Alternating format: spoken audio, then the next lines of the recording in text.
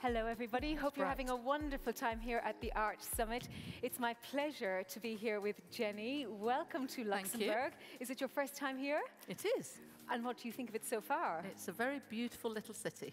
Well, we hope you'll see much more of it in the future. Now, let's talk about you. So, thinking back to your own past and reading about you online, you left school at 16. Why? Why not? No. Why not? So it wasn't something I planned until probably a few months before my birthday. I went to work at a local bank for a week's work experience before my exams. I'm quite a sort of, know when I've made my mind up, this is going to happen. When I reflect now, in looking back at the week I went to have at the bank, I'd always been in work since I was 13. I worked at a newsagent, so I was very confident in running a small shop, serving customers, counting the money, locking up at the end of the day. So I wasn't underconfident when I went to work at the bank for a week.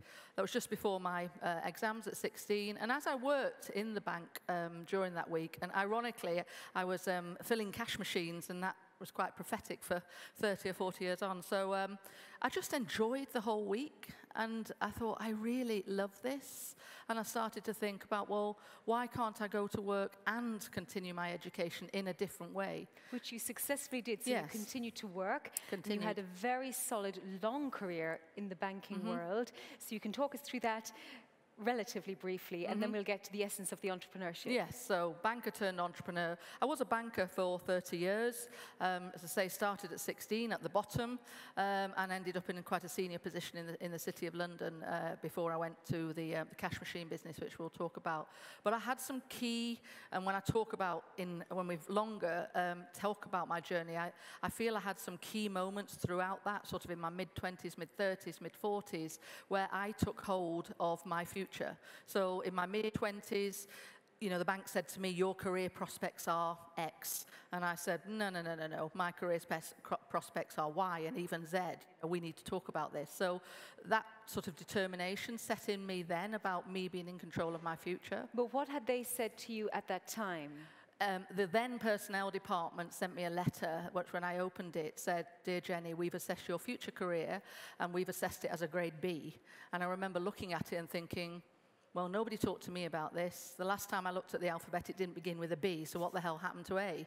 And I said to my young male colleague opposite me, who we did the same job, Tim, have you got one of these letters? Yes. Tim, what is your grade?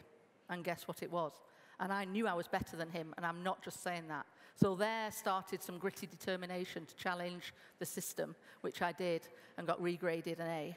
Well, you're indirectly talking about gender and equality, which is not an unseen thing here. I'm looking at a sea of people, and many are male. Yesterday I interviewed a lot of people. They were all male, apart from the Nobel Peace Prize winner. So it's still there. It's still there in the finance world and in the tech world. It's a little bit boring to talk about it in some ways, but what can we do to alter that? I say for ladies, look, this is about your own attitude in this. One day, one of my ladies in my cash machine business said to me, she'd observed me at the board table, which happened to be all male besides me, and and I popped out to the ladies where you have lots of interesting conversations, and she said to me, Jenny, how do you deal with all those men? And I sort of went, well, I hadn't really thought about it like that. I was just running the board meeting. And then I reflected and I said, well, Donna, I grew up between two brothers hanging out of trees and playing with baby dolls. So I'm not fearful of being in that environment. I'm very used to it. But the other thing is I don't think about it. I don't go into work each day and say, I'm a woman, you're a man, and therefore we need to do things differently. We're just all in this together. So I say to ladies, look, your chances of succeeding and fulfilling your dreams are don't see it as being by others. You're only inhibited by yourself. And I have a phrase that there's no such thing as glass ceilings, only sticky floors. Well, that may be true, but just reflecting back when you and your male colleague opposite got the grade B, grade A letters, it's not just us who bucks the system. It comes from the top down as well. So has that changed? I think, yes, things are changing, but for me, it doesn't change fast enough. When I was in the City of London in the late 90s, I was asked to be, a spokesperson person to inspire women to achieve more, and I did that.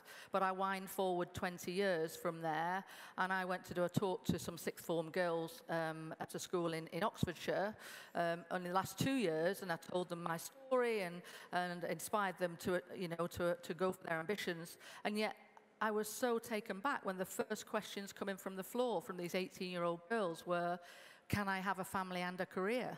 And I'm thinking, wow, still happening in 2017. So not fast enough.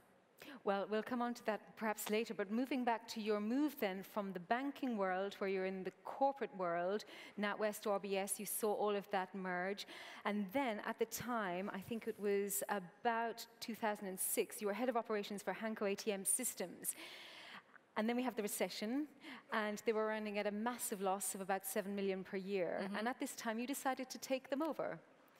Yes. I always say that one person's challenge is another person's opportunity. And so, first of all, why had I gone to the subsidiary in 2006? I'd done a very important and fun and a tiring piece of work on the integration of both the banks from 2000 to 2006. I was a little bit tired of head office environment, wanted something more real. And so I saw the opportunity to go and do a chief operations job at what was called Hanco then in 2006. Thought I would do a 2-year job and go back to the ivory tower to carry on a banking career.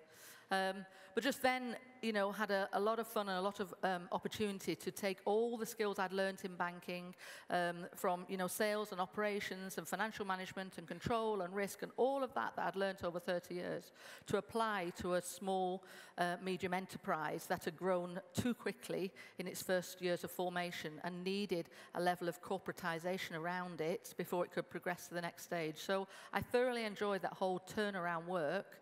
And then 2008 came, and I was instructed from above, to sell this business because they weren't terribly sure why they bought it in 2004. I had no idea how to sell businesses, but I learned through that period to put external people around you who know how to do that, and learnt then how to start selling a business. And then a light bulb moment throughout that, a bit like my light bulb moment when I was 16, to say, well, hang on a minute, if we're selling this, and I'm not very keen on going back to the ivory tower, why don't we think about buying this? So a little phone call to the boss, and I said, would you appreciate a bid from the management team? And he said yes. And so I put our first bid in the following week. And you became the only woman in the cash machine world. Yes, it's a very male-dominated world. Yes, I did, but I say that didn't really strike me like that at the time. I'd go to all the industry meetings, and we have ATM conferences, would you believe, around the world. And yes, it's very male, but I don't consider that. I just, we're all business people at the end of the day. So then, thinking about entrepreneurship, we've got the great mix here of entrepreneurs and corporates working together. Would you say that it's best to start out like your sons, who are entrepreneurs, yes, from the start, yes, or to build your intelligence, your working ability within a corporate system, then move to entrepreneurship? How do you view it? Well, I say I'm delighted that entrepreneurship is back and alive and kicking in the UK and broader, because I think we lost that, but the recession brought that back. And so I talk to a lot of entrepreneur groups in the UK, and I say it's wonderful that this entrepreneur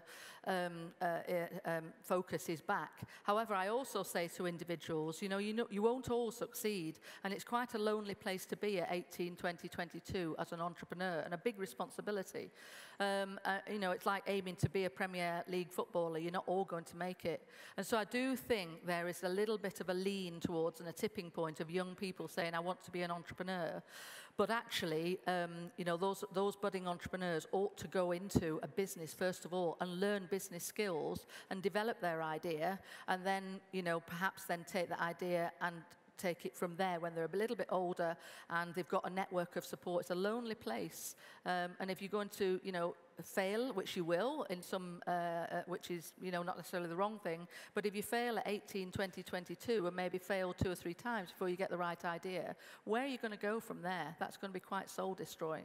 So my eldest son, yes, he's a successful restaurateur, but he went to Deloitte, did his accountancy qualifications, qualified, and now he's out running successfully 3 restaurants in London. So he's got that backup, and he's Absolutely. got also that kind of mental knowledge of how to deal with finance. Yeah, absolutely, which is crucial. So what skills do you suggest somebody ought to learn when it comes to building your own business?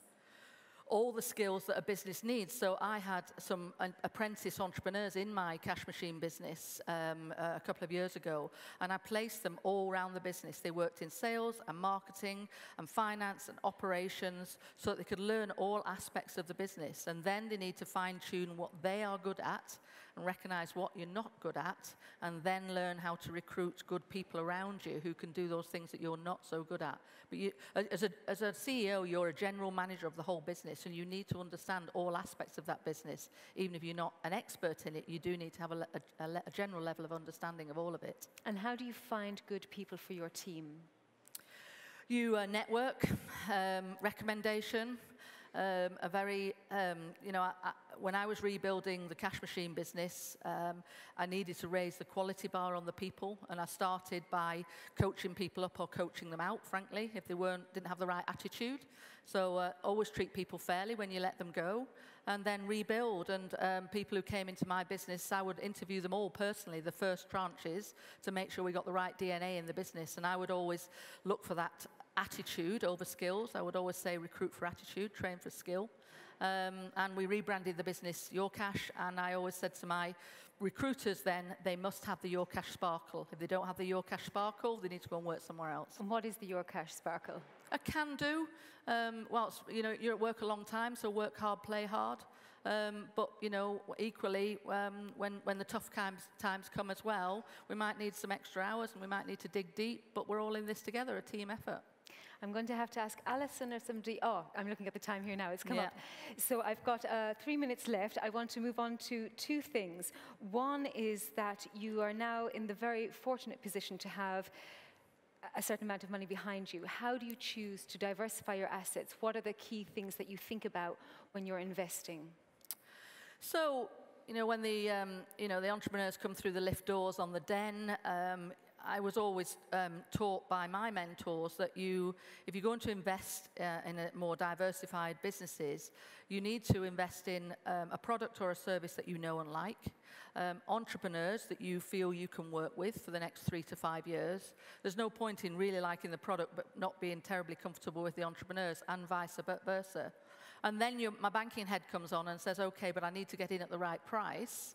And I quite like a negotiation as well. That's quite fun. Crucially, the last piece is, how do you get out? I'm not their banker for the next 10 years, so where's my exit here? Where is that going to come from? And that's not always easy to see with small businesses. Are they really going to sell their tech business up to Vodafone, for instance, and we'll all be happy? Or will there be another round of investment and I will have the opportunity to get out? So I'm always kind of thinking, okay, this might be a good lifestyle business for this entrepreneur, but I don't want to be sitting with my 20 or 30% in 10 years' time. That's not the intention. And again, we've got 2 minutes left to bring us back full circle to that 18-year-old's question in the Oxford High School. Can you mix family and a working career? How did you do it? And with that also, I want to just bring in your other passion, which is your flat coat retrievers, which you've kept up to not just a normal level, but you actually breed these. I do.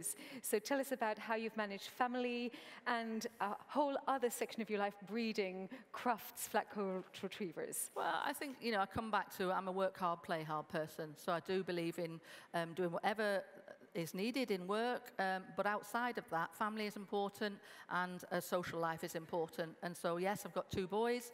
It wasn't easy in the early days when they were under 10 and I'm climbing a career ladder and I'm commuting in and out of London, etc. But if you want to do it, you will do it. You learn how to spin plates. Sometimes a plate will fall on the floor, but you pick it up and move on. So sometimes there was an occasion when I got on the wrong train from London and carried on through Peterborough to Grantham and York, and I was supposed to be collecting the kids. So anyway, you phone a friend and say, help. So a good network of people around you, self-belief, and then with the dogs, yes, I love the dogs. They bring a lot of fun to my life. It's probably the only place I go when I'm not thinking about business. So it's a social side more than anything, but they bring joy to my life as well. And in the last 30 seconds, to our audience here today, what is your top piece of advice? Well, here we've got startups versus corporates, you know, and I think that's a massive opportunity for both sides. I can hear it when I'm walking around talking to the startups. So, you know, keep building that and get ready to exit and sell up to the corporate.